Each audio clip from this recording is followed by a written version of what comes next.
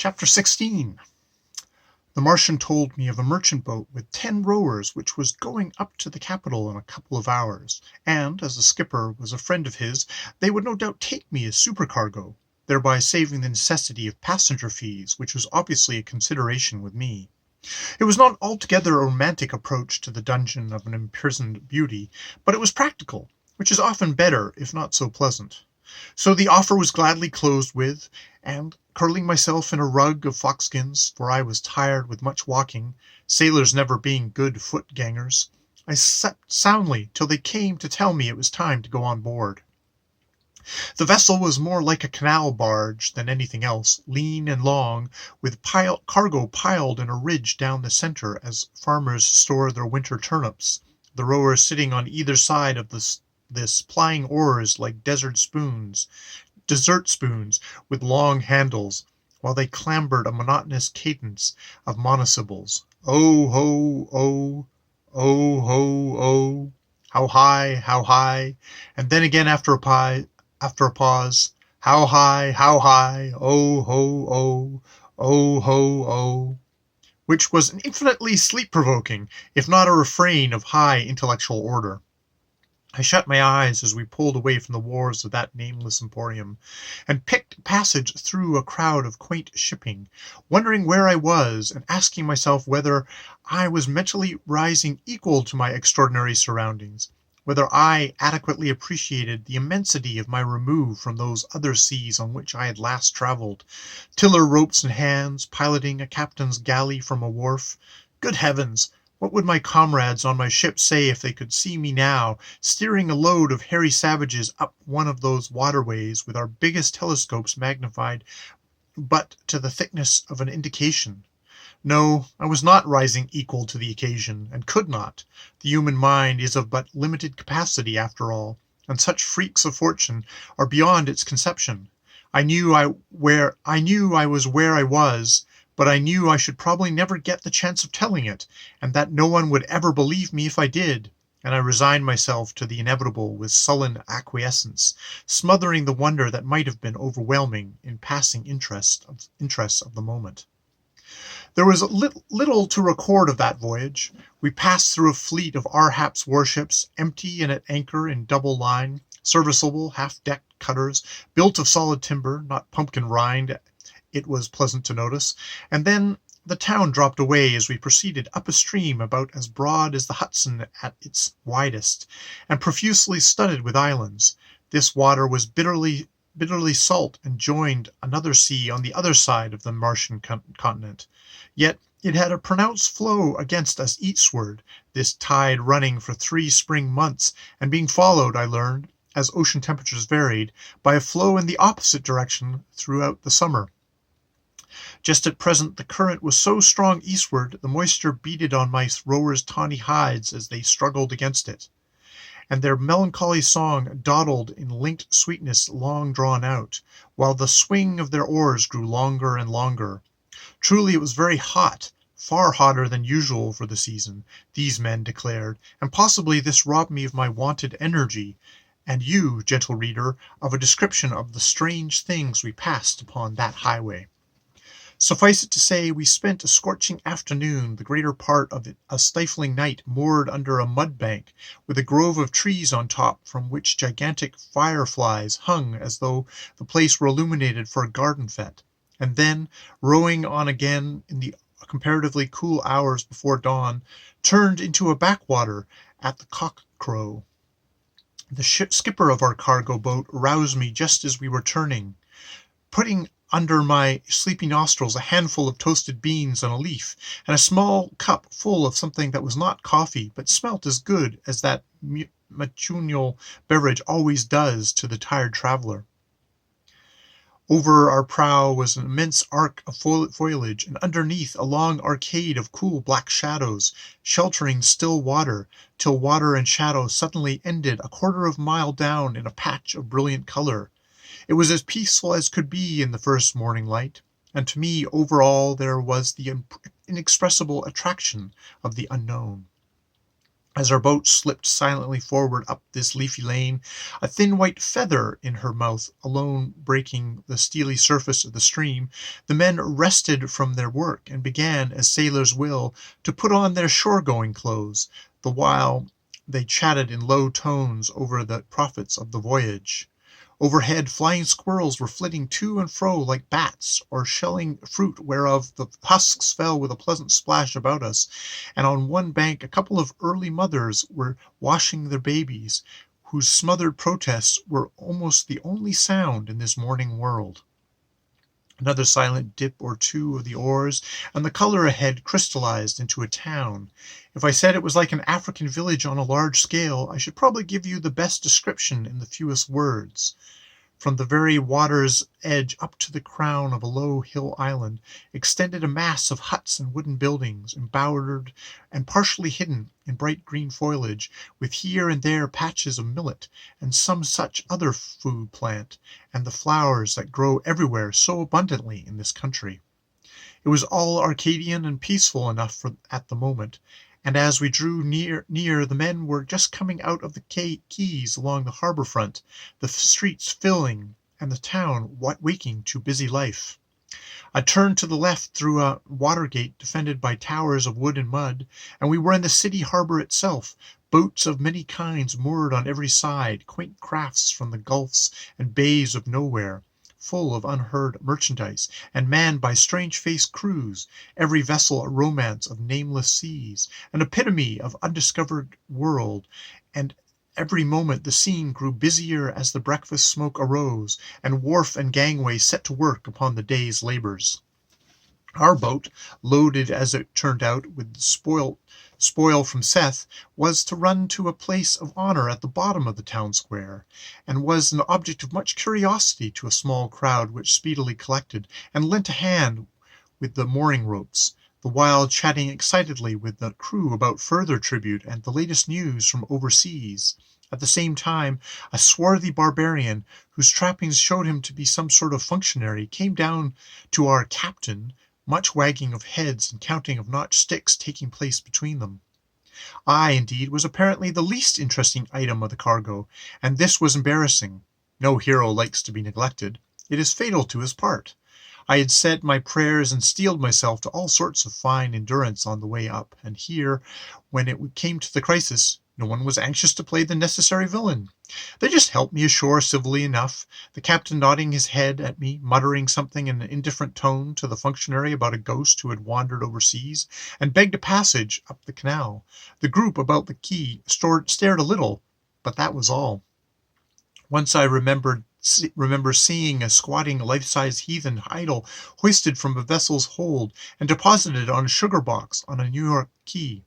Some ribald passer-by put a battered felt hat upon the Vishnu's sacred curls, and there the poor image sat, an alien in an indifferent land, a sack across his shoulders, a billycock upon his head, and honoured at the most with a passing stare. I thought of that lonely image as almost as lonely as I stood on the thither men's quay, without the support of his friends or heroics, wondering what to do next. However, a cheerful disposition is sometimes better than a banking account, and not having the one, I cultivated the other, sunning myself amongst the bales for a time, and then, since none seemed interested in me, wandered off into the town, partly to satisfy my curiosity, and partly in the vague hope of ascertaining if my princess were really here, and, if possible, getting sight of her. Meanwhile, it turned hot with a supernatural heavy sort of heat altogether. I overheard passer-bys exclaiming out of the common, and after wandering for an hour through the gardens and endless streets of thatched huts, I was glad enough to throw myself down in the shadows of some trees on the outskirts of that great central pile of buildings, a whole village in itself of beam-built towers and dwelling places, suggested by its superior size that it might actually be Arhap's palace. Hotter and hotter it grew, while a curious secondary sunrise in the west, the like of which I had never seen before, seemed to add to the heat, and heavier my eyelids, till I dozed at last, and finally slept uncomfortably for a time. Roused up suddenly, imagine my surprise to see sitting, chin on knees, about a yard away, a slender, girlish figure, infinitely out of place in that world of rough barbarians, Was it possible? Was I dreaming? No, there was no doubt about it. She was a girl of the hither folk, slim and pretty, but with a wonderfully sad look in her gazelle eyes, and scarcely a sign of the indolent happiness of Seth in the pale little face regarding me so fixedly. "Good gracious, miss," I said, still rubbing my eyes and doubting my senses. "Have you dropped from the skies? You are the very last person I expected to see in this barbarian place." "And you too, sir. Oh, is it lovely to see one so newly from home, and free-seeming, not a slave." "How do you know I was from Seth?" "Oh, that was easy enough," and with a little laugh she pointed to a pebble lying between us, on which was a piece of battered sweetmeat in a perforated bamboo box. Poor Anne had given me something just like that, in a playful mood, and I had kept it in my pocket for her sake, being, as you will have doubtless observed, a sentimental young man, and now I clapped my hand where it should have been, but it was gone. "Yes," said my new friend, "that is yours. I smelt the sweetmeat coming up the hill, and crossed the grass until I found you here asleep. Oh, it was lovely! I took it from your pocket, and the white Seth rose up before my swimming eyes, and even at the scent of it, I am Sigh, well named, for that in our land means sadness. Sigh, the daughter of Prince Hath's chief sweetmeat maker. So I should know something of such stuff. May I please nibble a little piece?" "Eat it all, my lass, and welcome. How came you here? But I can guess. Do not answer if you would rather not." "Aye, but I will. It is not every day I can speak to ears so friendly as yours. I am a slave, chosen for my luckless beauty as last year's tribute to Arhap." "And now?" "And now the slave of Arhap's horsekeeper, set aside to make room for a fresher face." "And do you know whose face that is?" "Not I. A hapless maid sent into this land of horrors to bear ignominy and stripes, to eat coarse food and do coarse work, the miserable plaything of some brute in semi-human form, but with the one consolation of dying early, as we tribute women always die. Poor comrade in exile, I only know her as yet by sympathy." "What if I said she was Heru, the princess?" The Martian girl sprang to her feet, clasping her hands, exclaimed, "Heru the Slender? Then the end comes, for it is written in our books that the last tribute is paid when the best is paid. Oh, how splendid if she gave herself up of free will to this slavery to end it once for all. Was it so?" "I think, Sai, your princess could not have known that tradition. She did not come willingly. Besides, if I am come to fetch her back, if it may be, and that spoils the look of sacrifice." You to fetch her back, and from Arhap's arms? My word, Sir Spirit, you must know some potent charms, or, what is less likely, my countrymen must have amazingly improved in pluck since I left them. Have you a great army at hand?" But I only shook my head, and, touching my sword, said that here was the only army coming to rescue Heru. Whereupon the lady replied that she thought my valor did me more honor than my discretion. How did I propose to take the princess from her captors? "To tell the truth, damsel, that is a matter with which you will have to be left to your invention, or to the kindness of such as you. I am here on a harebrained errand, playing knight-errant in the way that shocks my common sense. But since the matter has gone so far, I will see it through, or die in the attempt.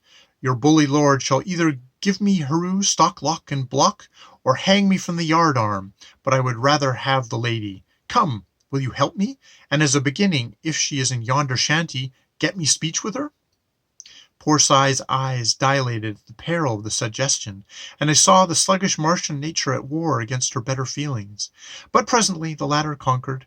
"I will try," she said. "What matter a few stripes more or less?" Pointing to her rosy shoulders where red scar marks, crisscrossed one upon another, showed how the Martian girl favored in Arhap's palace when their novelty wore off. "I will try to help you, and if they kill me for it, why, that will not matter much." And forthwith, in that blazing forenoon, under the flickering shadow of the trees, we put our heads together to see what we might do for Heru. It was not much for the moment. Try what we would that afternoon, I could not persuade those who had charge of the princess to let me even approach her place of imprisonment. But Sai, as a woman, was more successful, actually seeing her for a few moments, and managed to whisper in her ear that I had come, the spirit within the gold buttons down his front, afterwards describing to me in flowery Martian imagery, but doubtlessly not more highly colored than poor Haru's motion warranted, how delighted that lady had received the news. Sai also did me another service, presenting me to the porter's wife, who kept a kind of boarding house at the gates of Arhab's palace for gentlemen and ladies with grievances. I had heard of lobbying before, and the presentation of petitions, though I had never indulged myself in the pastime. But the crowd of petitioners here, with petitions as wild and picturesque as their own motley appearances, was surely the strangest that ever gathered round a seat of supreme authority. So I whispered in the ear of that good woman the nature of my errand, with doubtless some blandishment of her own, and my errand being one so much above the vulgar and so nearly touching the sovereign, I was at once accorded a separate room in the gatehouse, whence I could look down in comparative peace on the common herd of suitors, and listen to the buzz of their invective as they practised speeches which I calculated would take Arhap all the rest of his reign to listen to, without allowing him any time for pronouncing verdicts on them. Here I made myself comfortable, and awaited the return of the sovereign as placidly as might be. Meanwhile fate was playing into my feeble hands. I have said it was hot weather. At first this seemed but an outcome of the Martian climate, but as the hours went by the heat developed to an incredible extent. Also that red glare previously noted in the west grew in intensity, till as the hours slipped by all the town was staring at it in panting horror. I have seen a prairie on fire, luckily from the far side of a comfortably broad river, and have ridden through a pine forest when every tree for miles was an uplifted torch, and pungent yellow smoke rolled down each quarry side in the gray rivers crested with dancing flame. But that Martian glare was more somber and terrible than either. "What is it?" I asked the poor Sai, who came out gasping to speak to me by the gatehouse. "None of us know, and unless the gods these thither folk believe in are angry and intend to destroy the world with yonder red sword in the sky, I cannot guess. Perhaps," she added, with a sudden flash of inspiration, "it comes by your machinations for Haru's help." "No." "If not by your wish, then, in the name of all you love, set your wish against it. If you know any incantations suitable for the occasion, oh, practice them now at once. For look, even the very grass is withering, birds are dropping from trees, fishes, horribly bloated, are beginning to float down the streaming rills, and I, with all the others, have nameless dread upon me." Hotter and hotter it grew, until about sunset the red blaze upon the sky slowly opened and showed us for about half an hour through the opening of a lurid flame-colored meteor far out in the space beyond. Then the cleft closed again, and through that abominable red curtain came the very breath of Hades. What was really happening I am not an astronomer enough to say. Though on cooler consideration I have come to the conclusion that our planet, in going out to its summer pastures in the remoter fields of space, had somehow come across a wandering lesser world and got pretty well singed in the passing. This is purely my own opinion, and I have not yet submitted it to the kindly authorities of the Lick Observatory for verification. All I can say for certain is that in an incredible short space of time the face of the country changed from green to sere, flowers drooped, streams, there were not many in the neighborhood apparently, dried up, fishes died, a mighty thirst there was nothing to quench settled down on man and beast, and we all felt that unless Providence listed to the prayers and imprecations which the whole town set to work with frantic zeal to hurl at it, or that the abominable comet in the sky sheared off on another tack with the least possible delay, we should all be reduced to cinders in a very brief space of time.